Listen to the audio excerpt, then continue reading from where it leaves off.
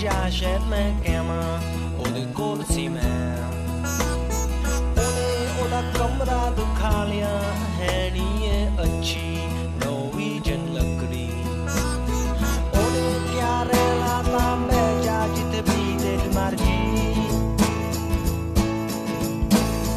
ਮੈਂ ਆਲੇ ਦੁਆਲੇ ਦੇਖਿਆ ਕੋਈ ਉੱਥੇ ਕੋਸੀ ਨਹੀਂ ਸੀ ਮੈਂ ਦੂਰੀ ਤੇ ਬਹਿ ਗਿਆ ਸਮਾਂ ਸੋਚ ਕੇ ਉਹਦੀ ਸ਼ਰਾਬ ਪੀ ਕੇ ਅਸੀਂ 2 ਵਜੇ ਤੱਕ ਗੱਲਾਂ ਕੀਤੀਆਂ ਫੇ ਉਹਨੇ ਕਿਹਾ ਸੌਣ ਦਾ ਸਮਾਂ ਹੋ ਗਿਆ Ramón Lobo, buenos días. Muy buenos días, ¿qué tal? ¿Cómo te ha ido la semana? Bien, estuve en Salamanca, bien cuidado, bien comido. ¿Estás haciendo algo que tenga que ver con lo nuestro? O... No, eso fue Orwell, hablar de Orwell ante un público muy variado. En un momento se levantaron 2 o 3 personas que luego me dijeron que eran conserradores. Despistados, sin duda. Porque, y ahora me voy, acabamos y en vez de piscina me voy a Galicia a comer marisco. ¿Pero también por motivos personales? No, aquí voy a hablar de mi libro. ¿Qué tal va, por cierto? No lo sé, porque prefiero no preguntar, me da miedo. No, pero ya irá por la 4ª edición o la 5ª edición. No, primera edición y bueno, ahí peleando estoy cada día. Bueno, voy aquí a la Feria del Libro, a la Feria del Libro, a la Casa del Libro, y a la gente le intento convencer, por favor, compres el libro. ¿Sabes que tenemos que vender más libros, además del tuyo? Sí, y el otro se vende solo. ¿Sí, no? Sí. Es superventas. Vamos a hablarle. Sem falu moy begu muriti luwera Briala mo ko def ci xol ye nun muridu lay galasani bege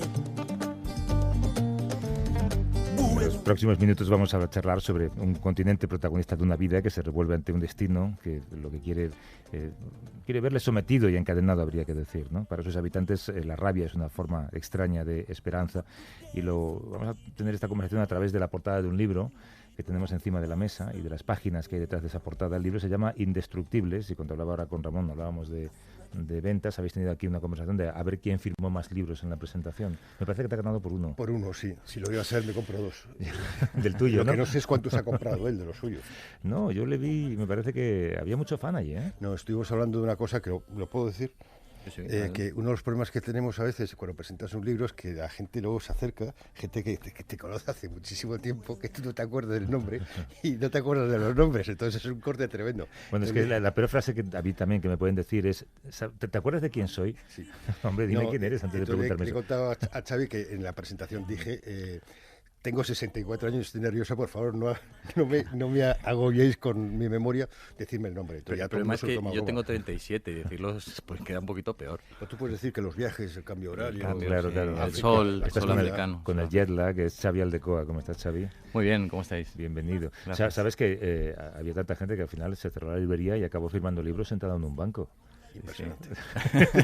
Era para ganarte por uno. uno. A Ramón. Es que además te voy a contar una cosa, Xavi. Ramón tuvo un mal día el día de la presentación porque se fue a la peluquería y se afeitó la barba más de lo que... No, me lo hice yo solo. Sí. Ah, tú lo hiciste tú. Sí, Pensaba que era en la peluquería. No, se te fue la mano con la cortadora. Claro, en vez de poner el cabezal para medir lo hice sin cabezal y me hice aquí una autopista tremenda. Y entonces llegó a la presentación con un bigote que no era suyo, digamos. Nada podía salir mal entonces. Es verdad. Oye, Indestructibles, ayer, el jueves, decíamos en la presentación que es un libro de historias de superación, que no de autoayuda, centradas en personajes en los que habitualmente no te fijas cuando tú vas a hacer una cobertura. Son personajes secundarios. Y al final tú conviertes a los secundarios en los protagonistas de la acción real de África, que es eso, es mejorar, es superar, ¿no? Sí, el intentar buscar en lo ordinario lo extraordinario, en el detalle lo general, para tener una visión amplia de África y sobre todo no reducir a la gente a la herida, a la cicatriz, porque yo creo, a mí me interesa el pasado que produjo a la persona que tengo delante de mí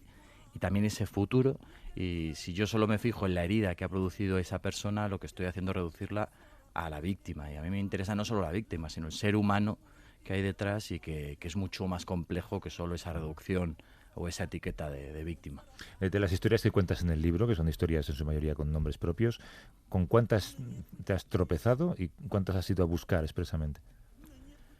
A nivel, yo te diría que la mayoría me he tropezado, o sea, sí que iba al sitio a buscar. Recuerdo, por ejemplo, a un pueblecito muy pequeño, Montetrigo, en la isla más occidental del archipiélago de Cabo Verde, que solo se puede llegar en barca y yo llegaba allí porque me habían dicho que acababa de llegar la electricidad por paneles solares.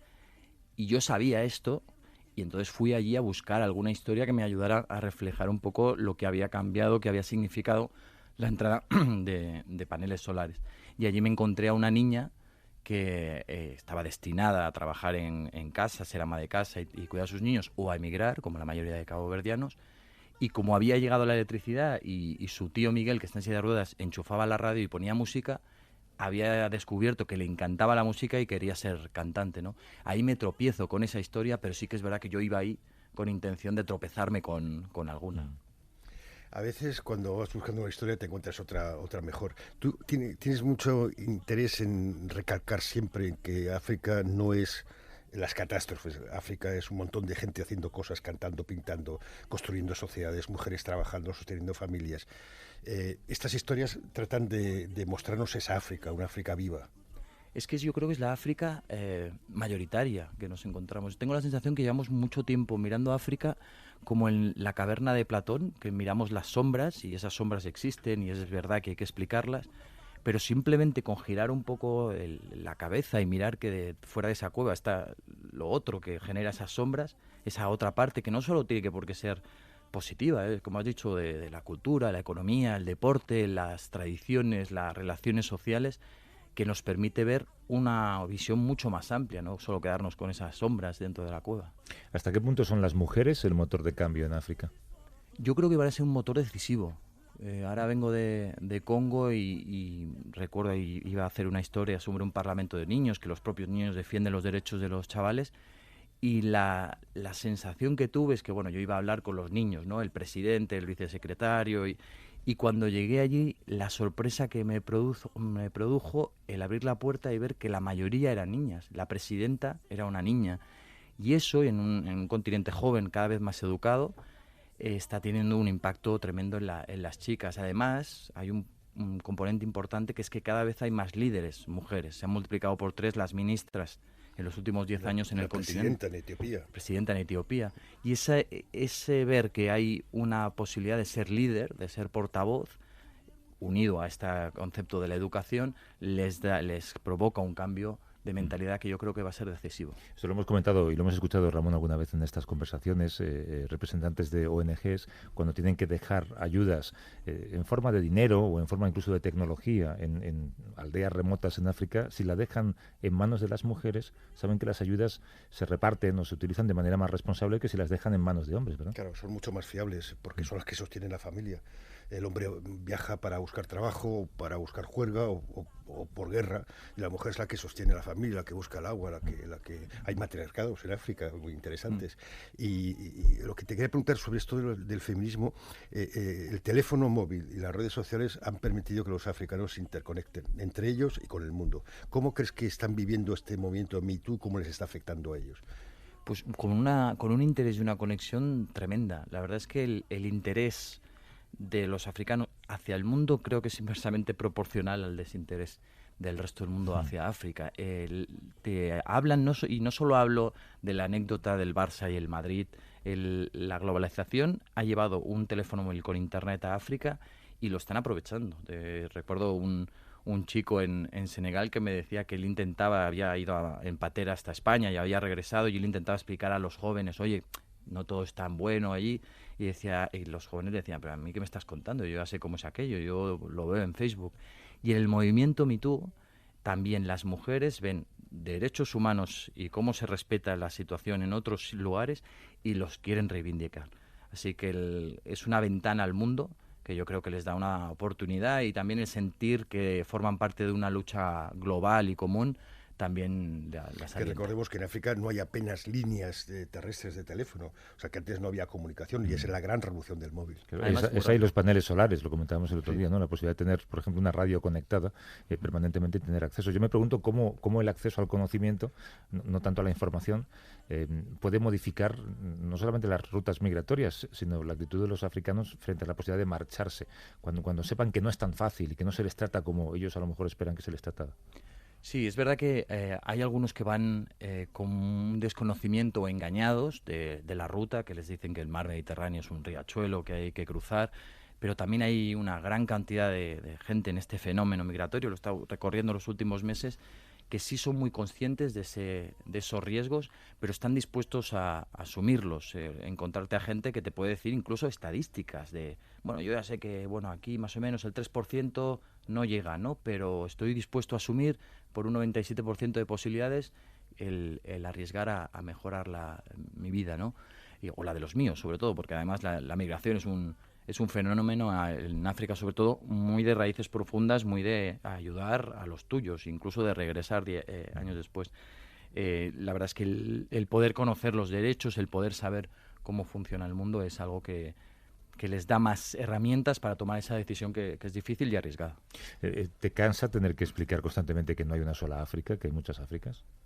No me cansa porque creo que forma parte de nuestro trabajo insistir, ser pesados no solo con los jefes, sobre todo con los jefes, pero también hay que poner en duda lo que opina el lector, o hay que poner en un compromiso al lector o al oyente, y creo que tratar al oyente como alguien inteligente siempre suma, y eso, si hay que volver a decir, mira, esto puede ser que no lo tengamos que replantear, intentar cambiar la mirada de la forma de repensar el mundo a partir de otras realidades, me parece que eso forma parte de nuestro trabajo y lo sabía desde el inicio, no me ha sorprendido. Yo creo que habría sido diferente si hubiera llegado a África con la sensación de que mi trabajo iba a tener tanto impacto que la gente iba a cambiar la visión de un día para el otro, pero creo que sabiendo la trayectoria de los que me precedían y los compañeros que están trabajando también, pues sabíamos que esto es un trabajo de larga distancia. Sí.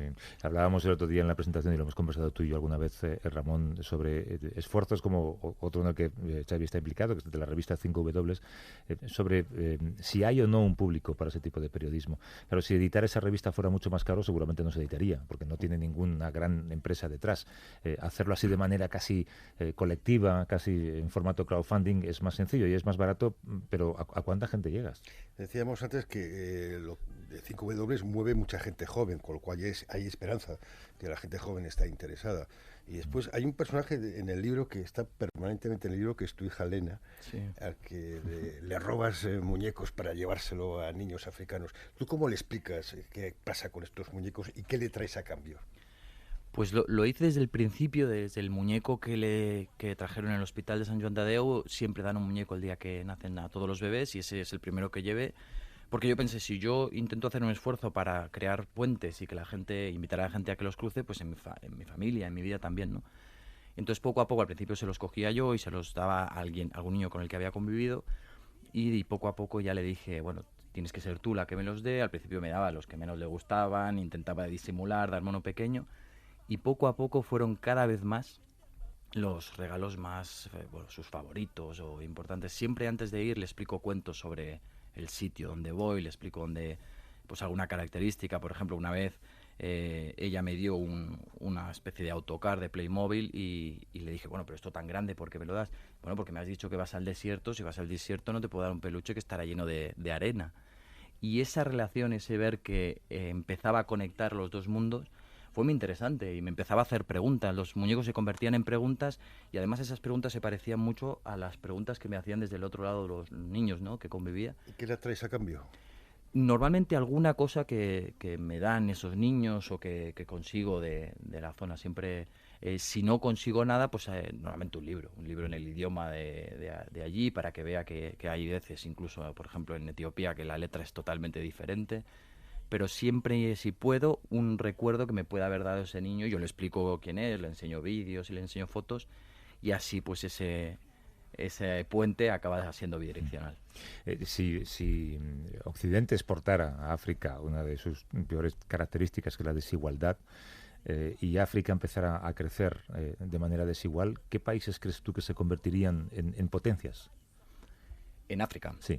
En África yo creo que Etiopía es la gran noticia de los últimos meses y años, no solo por un crecimiento económico tremendo que está empezando a equilibrar esa desigualdad que comentabas, sino porque creo que se ha dado cuenta que o mejora los derechos humanos o ese crecimiento va a ser vacío.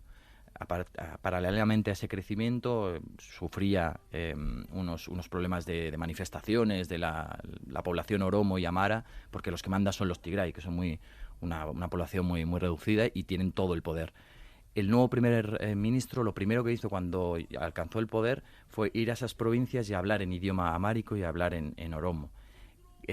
Acabó con el estado de emergencia, sacó a los presos políticos de las cárceles, firmó la paz con Eritrea. Aparte de lo que comentaba antes de Ramón, de nombrar una primera presidenta, un gabinete paritario. Todos esos gestos dan la sensación, y creo que van en esa dirección. Si queremos crecer, no solo podemos crecer en la billetera, también tenemos que crecer como sociedad, porque si no eso provocará un estallido. Y ese pensamiento global de crecimiento en Etiopía yo creo que es en el país en el que más se ve ahora mismo de África. El 60% de la población tiene menos de 25 años y dentro de poco 3.000 millones de los habitantes del planeta serán africanos. O sea, parece ser que hay bastante futuro.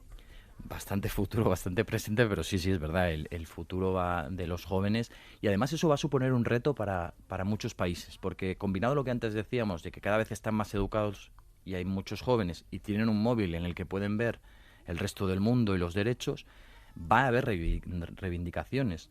¿Cómo responderán esos gobiernos a esas demandas? Va a definir también su futuro, porque cuando salgan a la calle, quien les dé la posibilidad o la respuesta de ofrecer trabajos suficientes para esa demanda que van a tener, gente educada, gente joven, gente que sabe lo que puede reclamar, va a tener ahí unas oportunidades de despegue tremendas, pero por contra, quien no pueda dar respuesta o no sepa, va a tener unas manifestaciones muy duras y ahí veremos pues si se responde con represión o se responde pues con una caída de gobierno de los grandes dinosaurios. Claro, hay otro problema, estoy pensando, si la llegada del acceso a la información es tan rápida y tan extendida como se anticipa ahora, ¿no? Con las nuevas tecnologías, con el 5G, con las placas solares que además dan energía a todo ese tipo de dispositivos cada vez más baratos, la globalización va a ir a un ritmo desconocido hasta ahora en la humanidad, ¿no? Me pregunto si alguien está pensando en cómo preservar todos los elementos de cultura tribal, de tradiciones africanas tan arraigadas ahora y que de repente si la juventud se vuelca en algo como Internet se pueden perder. La suerte es que en el continente africano ya han vivido eso, porque con la llegada, por ejemplo, del Islam o del cristianismo no se han perdido esas creencias locales. Es verdad que ahora la velocidad que comentas es un peligro a que eso difumine un poco las raíces, pero yo veo una presencia de la cultura ancestral aún presente. Ves a mucha gente que cree que se define como cristiano, pero después cree en sus espíritus y en los espíritus del bosque y con el Islam 3/4 partes de lo mismo, ¿no? Y esa cultura muy profunda en las raíces que se mantiene, o sea que puedes ver a tipos, amigos míos que trabajan en bancos, que son universitarios, pero después cuando van a la aldea pues sacrifican a sus gallinas o para hacer alguna ceremonia, eso es constante. Por tanto, creo que ese saber, el valor que tiene tu cultura y tus raíces es más fuerte en el continente africano que aquí, y entonces el riesgo puede ser menor que el que sería. Bueno, ¿el próximo viaje cuál es? Pues voy a hacer varios, porque como he estado ahora varios en días por aquí, Congo lo primero, Eritrea, Etiopía y Mali, así que vamos a hacer una tournée. El libro se llama Indestructibles, te puedo recomendar otro, se llama El día que murió Kapuscinski. Me han hablado bien. Es que falta uno, hay que vender uno más para poder estar ahí al mismo nivel. No, y que compren, como decía Nieves con Costrina otro día, que los compren de 2 en 2, que llegan las Navidades. Exacto. Y Semana Santa también, podríamos instaurar, y San Jordi. Xavi Aldecoa, gracias por venir y suerte, un abrazo. Muchas gracias. Hasta luego, Ramón. Chao.